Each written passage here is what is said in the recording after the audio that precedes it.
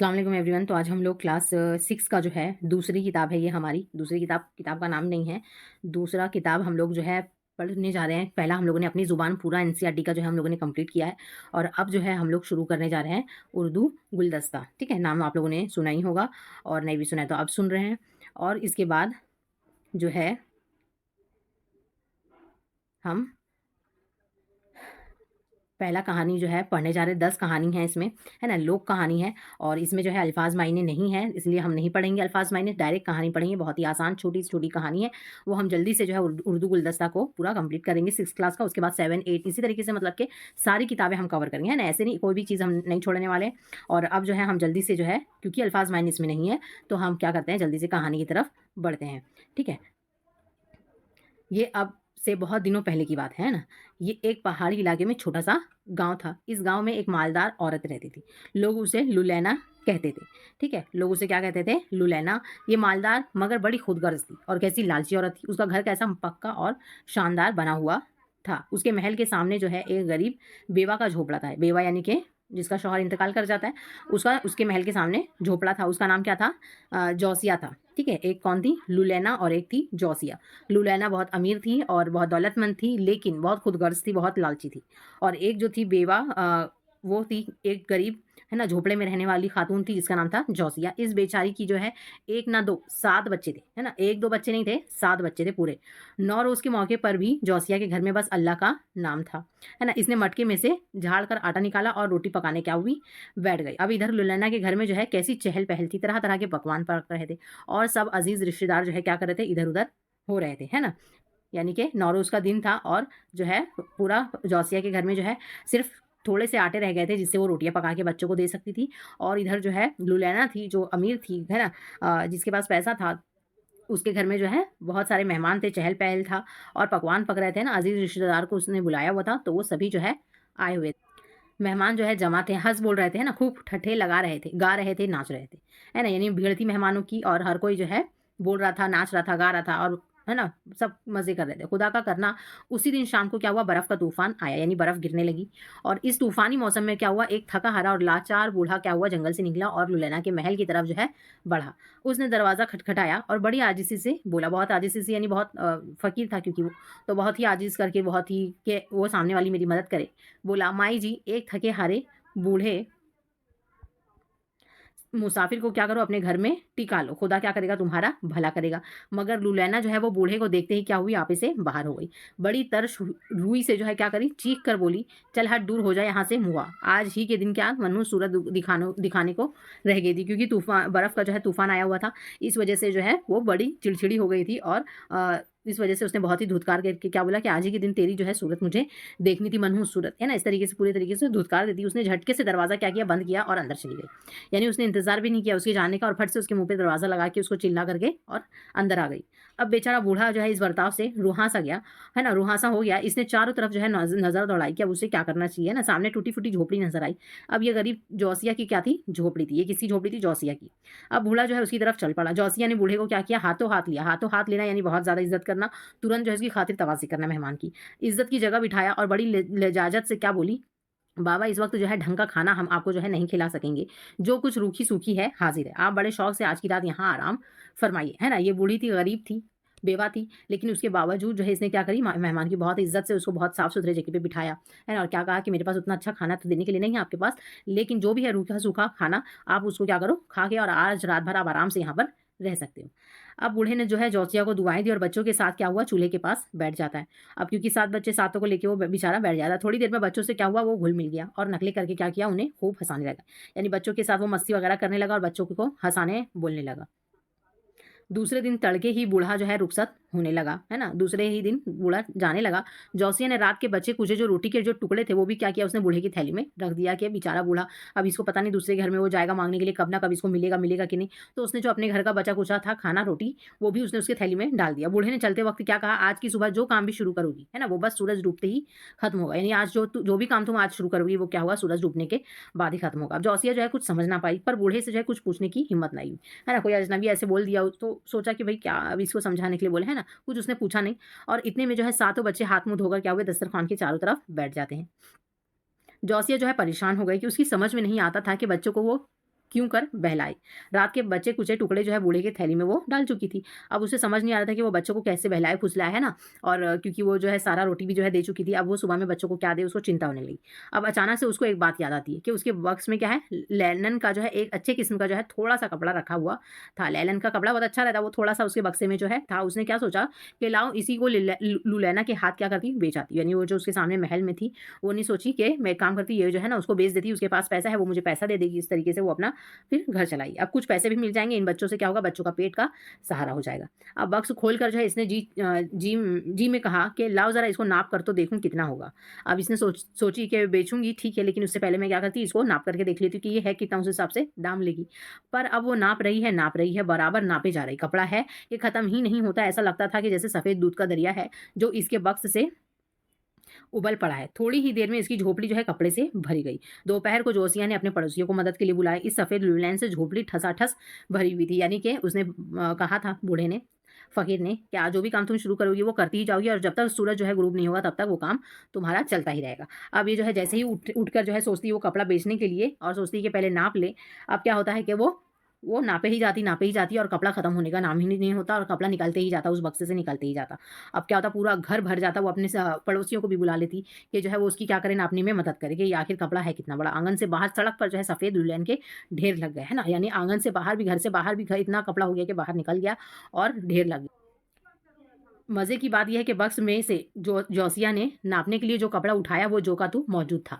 अब इसमें मज़े की बात क्या है कि जो कपड़ा उसके पास थोड़ा-सा पहले बचा हुआ था, जो सोचा था उसने कि बेचने के लिए, वो कपड़ा वैसे की वैसे ही रखा हुआ है और ये दूसरा कपड़ा जो है सेम उसी क्वालिटी का और वही चीज़ जो है पूरा घर उससे भर जाता है। आखिर जो है शाम हो जाती, सूरज का सुर्ख गोला क्या करता है, पहाड़ों के पीछे जा छुपा और जोसिया का बक्स आप से आप बंद हो गया। यानी कि जैसे ही शाम हुई, मगरिब और सूरज जो है डूबा, है ना? वैसे ही क्या होता है, बक्स बंद हो जाता है अपने आप और जोसिया ने ये सारा कपड़ा क्या किया, बेच डाला। बहुत बड़ी कीमत उसके हाथ आती है।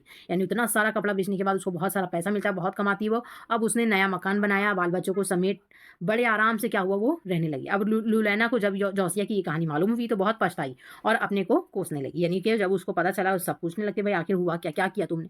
तो उसने बताया कि ऐसे-ऐसे बूढ़ा आया था और उसने ऐसे-ऐसे दुआएँ दे के गई। अब जो है लुलैना को पता चलता है कि वो बूढ़ा तो पहले मेरे पास आया था, वो अपने आप को बहुत कोसने लगती है ना? कि मैंने अच्छा नहीं किया। अब उसे क्या खबर थी कि ये मुआ बूढ़ा जो है खोसट जादूगर था। इसने दिल में ही कहा, है ना? क्या कहा लुलैना ने कि मुझे क्या पता था वो मुआ बूढ़ा जो है जादूगर था, वरना मैं उसकी खातिर तवाज़ी नहीं करती। इस तरीके से वो अपने मन ही मन में बोलती। ख़ैर जो हुआ सो हुआ, है ना? अब के वो बूढ़ा जो है इधर आ निकला तो वो ज़रूर क्या करेगी, उसकी तलाफ़ी करेगी। अब अपने मन में ठान लेती कि अब दोबारा अगर वो बूढ़ा इधर आता है तो क्या करूँगी, मैं उसको पकड़ लूँगी और उसकी खूब खातिर तवाज़ी करके दुआएँ लूँगी। आखिर खुदा-खुदा करके क्या हुआ, नए साल का दिन फिर आया, है ना? 1 साल हो गया लगभग और हर तरफ खुशी-खुशी, हर तरफ चहल-पहल। आपके लुलैना ने सुबह ही सुबह क्या किया, अपने बच्चों को गाँव से बाहर भेज दिया और ताकीद कर दी कि बड़े मियाँ को क्या करे, वो देखते रहे। यानी उस बूढ़े पर नज़र रखने के लिए उसने कह दिया।